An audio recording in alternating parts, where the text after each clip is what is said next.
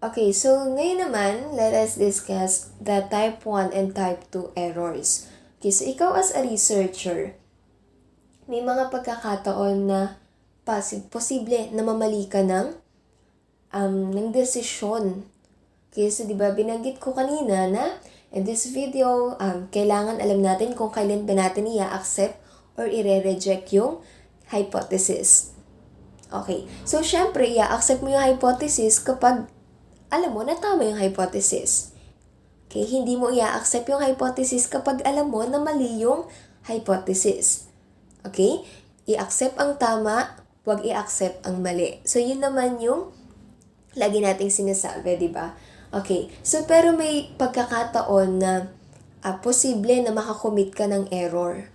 Posible na mag-occur itong errors na to, which is the type 1 and type 2 errors nga. Okay? So, we have two types of errors, type 1 and type 2 errors. Type 1 error, it is committed when the researcher rejects a null hypothesis while in fact it is true. Okay? And it is represented by alpha. Okay, the probability of type 1 error is represented by alpha. Okay, so kanina sabi natin null hypothesis, ito yung initial claim natin. Okay, ang type 1 error po, mag-o-occur yan or mako-commit mo yan kapag yung null hypothesis or yung initial claim mo, alam mo na tama pero nireject mo. So, ibig sabihin, meron kang nakommit na error. Alam mo nang tama yung null hypothesis, nireject mo, may mali ka doon. Okay? So, dun po papasok si type 1 error. Okay? Again, type 1 error, if you reject a null hypothesis, well, in fact, it is true. Okay? And for the type 2 error naman, it is committed when the researcher fails to reject a null hypothesis that is false. And it is represented by, the probability of type 2 error is represented by beta. Okay, so kung yung sa type 1 error, yung null hypothesis ay tama pero nireject mo, sa type 2 error naman, yung null hypothesis na mali pero hindi mo nireject. So yun po yung type 2 error. Okay, so para mas maintindihan natin, sige po, lagay natin siya sa table.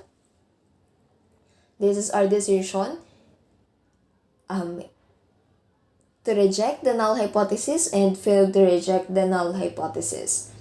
And yung null hypothesis natin, which is our initial claim, sabi natin it may or may not be true. So, pwedeng true, pwedeng false. Okay. So, check natin kailan ba tayo nakakagawa ng tamang desisyon or correct decision, then kailan ba tayo nakakapag-commit ng error. And ano yung error yun? So, for example, yung null hypothesis natin is true. Okay? So, yung null hypothesis natin is true, then nireject mo yung null hypothesis na yun. Ibig sabihin, nakakommit ka ng error, which is type 1 error.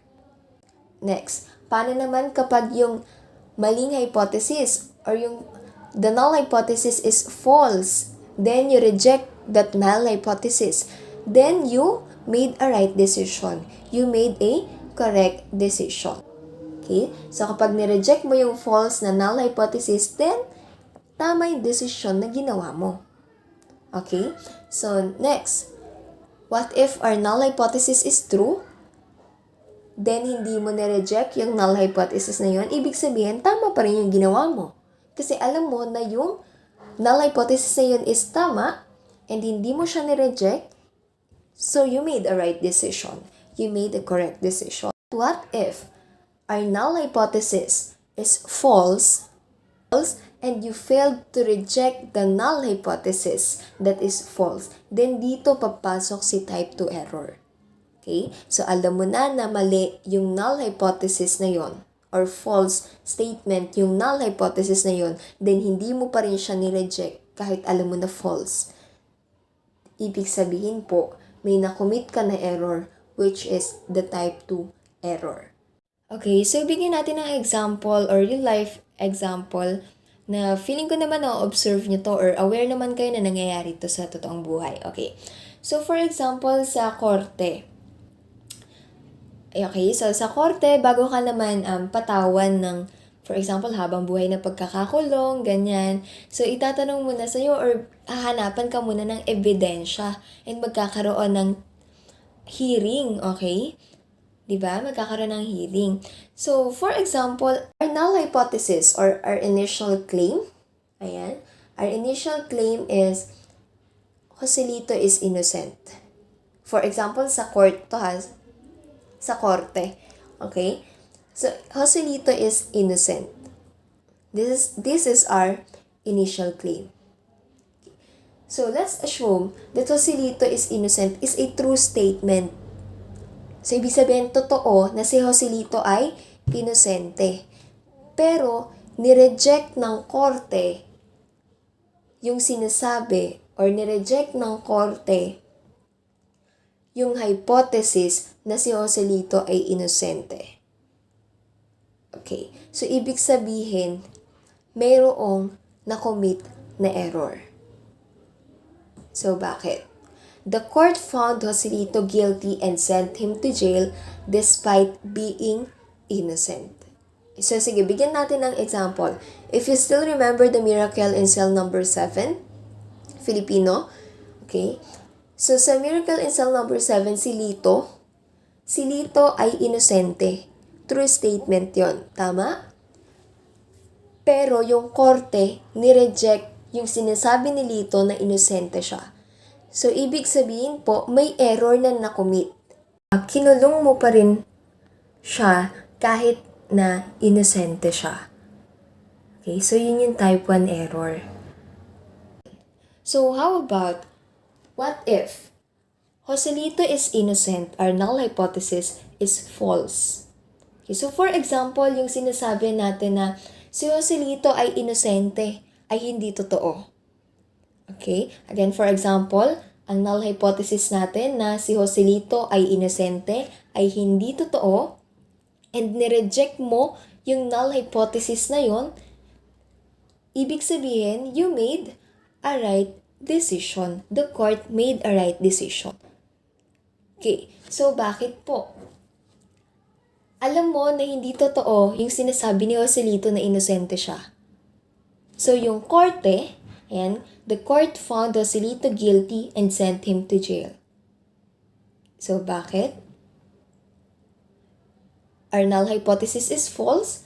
Therefore, we need to reject this null hypothesis. And once na nireject natin yung null hypothesis na false, then you made a right decision. Okay, so ganun din dito, no? Ganun din dito sa kasunod. So kung tama yung decision mo na nireject mo yung null hypothesis na false, so tama din yung magiging decision ng korte kung hindi niya ire-reject yung null hypothesis na alam niyang tama. Okay? So, for example, sa miracle in cell number 7, kung sakasakaling ganito ang naging plot. Si Joselito yung bidang lalaki, yung null hypothesis natin na Joselito is innocent, is a true statement. Okay, so we all know that this is a true statement based on the miracle in cell number 7. So kung sakali na tinanggap ng korte yung null hypothesis na yon, na si Joselito is innocent, then tama yung naging desisyon. Walang na-commit na error. So bakit po? Hindi mo ni-reject yung alam mong tama. Hindi mo ni-reject yung alam mong totoo. Okay? Again, you have a correct decision kung sakaling hindi mo ni-reject yung null hypothesis na true, okay? And ni-reject mo yung null hypothesis na false. Okay po? So the court found Joselito not guilty. And next, kailan naman papasok or kailan naman mag-occur si type 2 error? So balik tayo sa null hypothesis. So sa null hypothesis H sub O, Joselito is innocent. Okay, so let's assume na si Joselito is inosente ay hindi totoo. Okay, so let's assume na si Joselito ay inosente ay hindi totoo. Okay, And alam mo na hindi totoo yung sinasabi ni Joselito na inosente siya. Pero yung korte ay hindi pa rin yun ni-reject. Then doon papasok si type 2 error. Okay, again, alam mo na si Joselito ay inosente, ay hindi totoo. Pero yung korte ay hindi pa rin ni-reject yung hypothesis na yun kahit alam niyang mali. Then dun po pumasok si type 2 error. Okay, so ibig sabihin, hinayaan mo siya na makalaya or hinayaan mo siya na malaya kahit na alam mo na mayroon siyang kasalanan. Kahit alam na hindi siya inosente. Okay? So yun po yung sa type 2 error natin from this given situation. Okay? So type 2 error, the court found Joselito innocent even he is guilty. Okay, so yun lang po yung example. So sana naintindihan using this example. Actually, marami tayong type 1 and type 2 error na nakukommit. Hindi lang sa research, okay? So kahit sa totoong buhay. Okay po? So, ayun lang po. Again, type 1 error, nakukommit natin yan if we reject the null hypothesis, which is true. That is true. And type 2 error, nakukommit kapag hindi natin ni-reject yung null hypothesis na false. Okay? And we made the right decision kapag ni-reject natin yung null hypothesis na alam nating mali and hindi natin ni-reject yung null hypothesis na alam natin na tama.